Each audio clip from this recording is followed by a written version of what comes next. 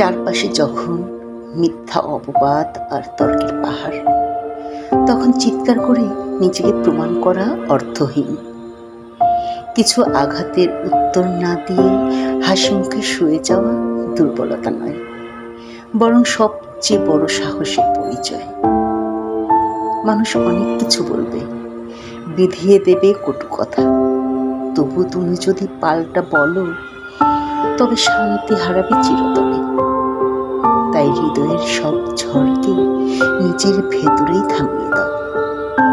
বাইরে থাকুক স্নিগ্ধ প্রশান্তি আর গভীর নীরবতা, দিন শেষে আয়নার সামনে দাঁড়িয়ে দেখবে সবাইকে হারিয়ে নয়, নিজেকে জয় করে তুমি শ্রেষ্ঠ।